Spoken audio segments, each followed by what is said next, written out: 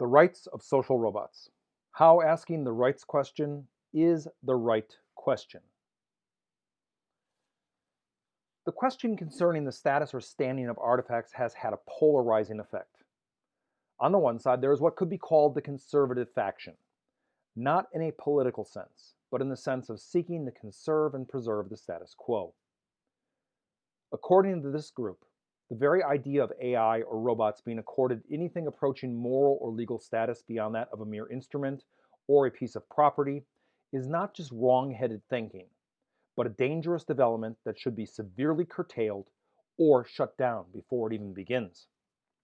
The other side, what we might call by way of contrast the liberal faction, recognizes that various robotic devices and AI implementations might need some form of social protections, and that entertaining this exigency is an important component in our ongoing efforts to test, validate, and even revise the limits of our moral and our legal systems. My objective today will not be to resolve this debate by arguing for one side or the other, nor will I endeavor to negotiate a peace accord by developing some kind of synthetic alternative that would, as we say, split the difference. Instead, I'm interested in and will target the common set of assumptions that both sides already endorse and operationalize. Specifically, I'm interested in the understanding, or perhaps stated more accurately, the misunderstanding of the concept rights that both sides mobilize and that makes their two opposing positions possible in the first place. In effect, I aim to demonstrate how both sides in the debate get rights wrong, and what we can do to address and remediate this difficulty. So, let's start with a definition of rights. Rights comprise one of those concepts which, similar to time in the Confessions of St. Augustine, we are all pretty sure we know what it means up until the point when someone asks us to actually define it. And then we run into difficulties and confusion. This is not uncommon. 100 years ago, an American jurist, Wesley Holfeld, observed that even experienced legal professionals tend to misunderstand the term, often using contradictory or insufficient formulations in the course of a decision or a single sentence. In response to this problem, Holfeld developed a typology that analyzes rights in the four molecular components, or what he called incidents: claims, privileges, powers, and immunities. His point was simple and direct. A right, like the right one has to a piece of property, can be defined and characterized by one or more of these incidents. It can, for instance, be formulated as a claim that the owner has over and against another individual, or it can be formulated as an exclusive privilege for use and possession that is granted to the owner, or it could be a combination of these two things or more. Understood in this way, rights are not one kind of thing. They are manifold, and they are complex. One important consequence of analyzing rights into the four Holfeldian incidents is that doing so protects against potential misunderstandings and mistaken assumptions. The set of all possible powers, privileges, claims, and immunities that might be attributed to an artifact like a social robot do not need to be and will likely not be identical to nor the same as the set of existing human rights. A common mistake made by both sides in the debate results from conflation, the assumption that robot rights must and can only mean human rights. One can see evidence of this all over the popular press, in the academic literature, and even in policy discussions and debates. It is a persuasive rhetorical strategy, but it is a category error. The question concerning rights is immediately assumed to entail or involve all human rights, not recognizing that the rights for one category of entity, like an animal or an artifact, is not necessarily equivalent to, nor the same as that enjoyed by another category of entity, like a human being. One could, for instance, advance the proposal introduced by the French legal team of Ellen and Jeremy Bensoussan that domestic social robots have a right to privacy, or what they call digital dignity, for the purposes of protecting the user's personal, private information. But considering this one right, the claim to privacy, or the immunity from disclosure, does not and should not mean that we also need to give it the vote. Consequently, inquiring about rights generally and in the abstract is imprecise and risks both mischaracterization and hyperbole.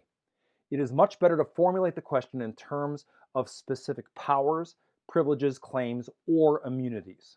And a good illustration of this was recently prototyped by Gabriel Lima and his colleagues in their investigation of public perception of AI and robots.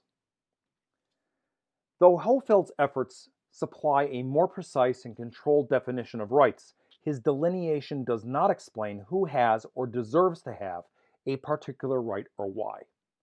For that, we have to rely on two competing legal theories, will theory and interest theory. Will theory sets the bar for moral and legal inclusion rather high, requiring that the subject of a particular right be capable of making a claim to it on their own behalf. Interest theory has a lower bar for inclusion, stipulating that rights may be extended to others irrespective of whether the entity in question can demand it or not. Though each side has its advocates and critics, the debate between these two theories is considered to be irresolvable. What is important, therefore, is not to select the correct theory of rights, but to recognize how and why these two competing frameworks organize different sets of problems, modes of inquiry, and possible outcomes. A petition to grant a writ of habeas corpus to an elephant, for instance, will look very different and will be debated and decided in different ways, depending on what theoretical perspective comes to be mobilized. And those perspectives will vary across cultures and even within a single jurisdiction, depending on who has been granted the power or the right to make the determination. Ultimately, the question concerning the social status of a robot or an AI comes down to whether one believes an artifact is capable of being recognized as a person or remains nothing more than an instrument, tool, or piece of property.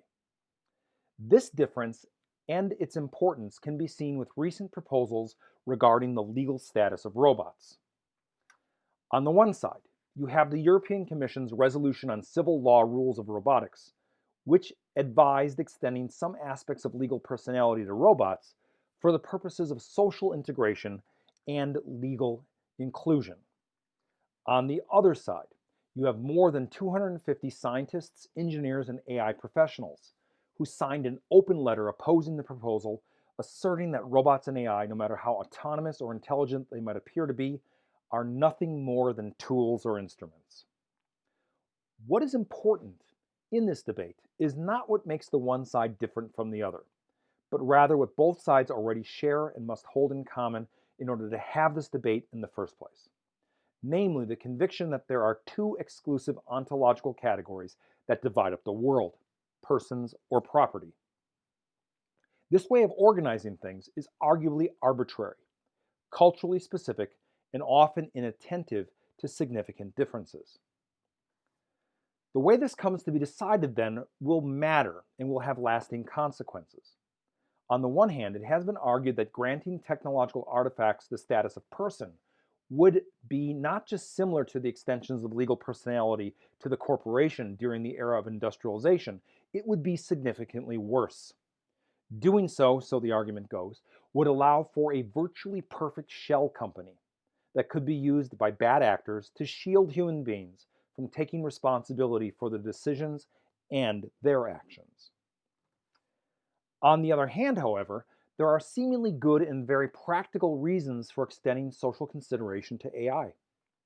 Social scientists since the mid-1940s have demonstrated that human beings will accord social standing and status to objects. This tendency is often denigrated and dismissed as anthropomorphism. But anthropomorphism is not a bug. It is a feature. It is the feature of human sociality. Protecting these social relationships and ensuring that they are adequately recognized and respected could require that a robot or an AI have some claim to social status beyond that of an instrument. Not because of how it may or may not feel, but because of what we and our social institutions require. Robots, especially socially situated and sociable robots, are not just another artifact to be accommodated to existing moral and legal categories. What we see in the face or the faceplate of the robot is a reflection of a fundamental challenge to existing ways of deciding questions regarding social status and standing. Consequently, the right question entails that we not only consider the rights of others, but that we also learn how to ask the right questions about rights, their social function, and their consequences. Does this mean that social robots, or even one particular robot, can or should have standing? At this point in time, I do not believe that we can answer this question with a definitive yes or no. What I do know is that we need to engage this matter directly and with facts in hand, because how we come to think about the rights and their distribution will have lasting consequences for us and our social systems. Ultimately, the question of the standing of robots is not a question about robots. It is a question about us, about the integrity and sustainability of our social relationships with others and with other forms of otherness, including animals, the natural environment, and artifacts.